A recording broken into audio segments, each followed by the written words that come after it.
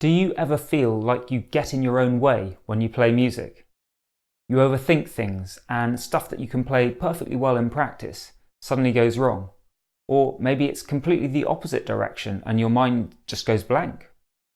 In this video, I'll show you how you can play better and be more consistent by focusing on just one or two things when you play. All my best performances have come when I've simplified my thinking in that way, and it allows me just to relax and enjoy playing much more as well. Now, if you've ever had a tennis lesson, you might recognize the experience of being bombarded with a huge number of instructions from the coach. Get your racket back early, make contact out in front, get to the bounce of the ball, have a smooth, relaxed follow through, watch the ball onto the strings of the racket, and on and on and on. Now, the inevitable result of all this barrage of information is mental overload, and invariably, well, almost invariably, it ends up as a poor shot at the end of it. And it's not that the advice is bad. These are all great things to do if you're playing tennis. It's just that it's far too much information for the brain to process at the same time. And the same is true in music.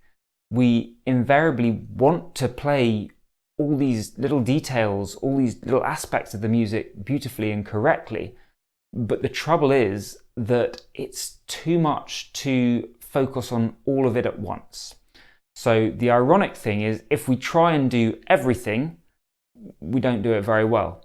If we're willing to let go and say, okay, that stuff's important, but right now I'm only going to focus on one or two things, then that actually gives us the best chance of playing, well, pretty much all those things well, and certainly the important ones that make the biggest difference. And as I said earlier, I invariably find that my best performances come when I am willing to do that scary thing and forget about a lot of things that I know are important and just concentrate on one or two things. So what's actually going on with this mental overload? Because you see people capable of doing all those things together. So it's not like human beings, and you will hopefully experience sometimes where you have got it right, even you, whatever level you're at, it's not like we're not capable of doing these things. The problem is when we try and do them all consciously, because the conscious brain is incredibly powerful, great for problem solving, but there's a very limited amount of what it can do. Whereas the subconscious has huge amounts of processing power. We're just not actively in control of it. So what you need to do for all these different things to come out right is to trust that the subconscious is going to get on with most of them. Because if you try and hold them all in your conscious mind, too much for it to cope with, and ironically you perform worse than if you're not trying to do these things correctly. So most of them are going to have to go over to your subconscious if you want a chance of doing it properly, leaving you only one, maybe maximum of two things that you're actively consciously thinking about and controlling. So the process of trust is trusting that your subconscious will do all those other things okay without you worrying about them, without you checking in. Now, this is all very well, but how do you actually do it in practice? It's, like many things, harder to do in practice than just in theory. And for that matter, what are these one or two things that you want to choose to focus on? Because if you're having to push to one side for a moment a whole load of things that are really important, well, which are the ones that are left? Now, this will obviously vary in different situations potentially and be different for different people. But for me, I find it's usually not the technical things that I need to focus on. It's usually the two big things for me that have pretty much always been there when I look back at my best performances are being focused and in the moment, so maintaining concentration well, and also having the right attitude, by which I mean a kind of a warrior mindset rather than a victim mindset.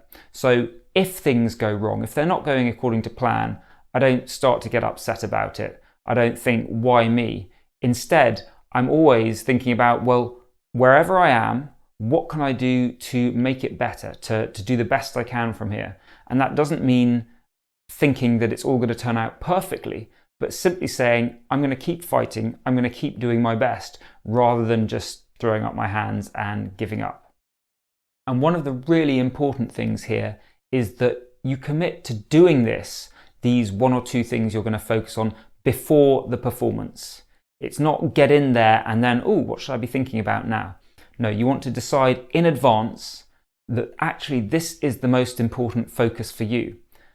And back that up by resolving to look back and review the performance afterwards with the lens of success is that I stayed focused on those things. So it's going to be really tempting to just say, was it a good or a bad performance based on did I play well or badly? But I want you to take that risk to say, no, I'm going to resolve beforehand. I'm going to focus on this. Let's say it's keeping my concentration in the right place. And afterwards, I'm then going to review the performance by saying, well, did I actually do that? And that doesn't mean that you're not aware of, did things go well? Did things go badly? Were there technical things I need to work on? But allow yourself to really back up this statement of intent that you think it's important by genuinely reviewing the performance through that lens. And again, I've given you a couple of suggestions of things to look at here, and I'm sure you'll have some ideas yourself. But the trick with this is to experiment. You are going to have to try out a few different things and then see, well, which are the ones that seem to be there when the performances do go well, when I do play well and enjoy it and give that sort of thing to the audience that I'm really looking to do. Because I'm afraid there's no simple answer. It's this one magic thing for everyone and you're done. You are going to have to try stuff out, and sometimes it won't be the right thing.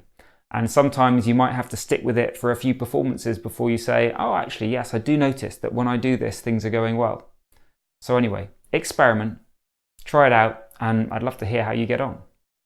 And wherever possible, try and get objective feedback on how well the performance has gone, rather than just whether it feels good, whether you feel comfortable. So the ideal thing for this is to make a recording and listen back to it afterwards. But whatever you can do to get something, hard evidence, rather than just relying on, do I feel happy? Do I feel, comfortable?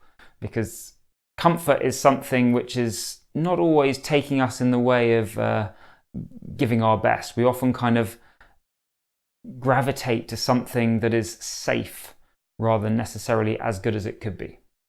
Now, a vital part of all this is your ability to just be present in the present moment. So I definitely recommend checking out my video on that next. And if you'd like the special practice and performance tips that I only share with subscribers, then head on over to playinthezone.com and sign up for the emails. They're free. I've been Morley-Fletcher. Thanks so much for watching. Please click below to subscribe if you haven't done so already, and while you're down there, why not hit the share button to pass this on to other musicians? Take care, and I'll see you in the next video.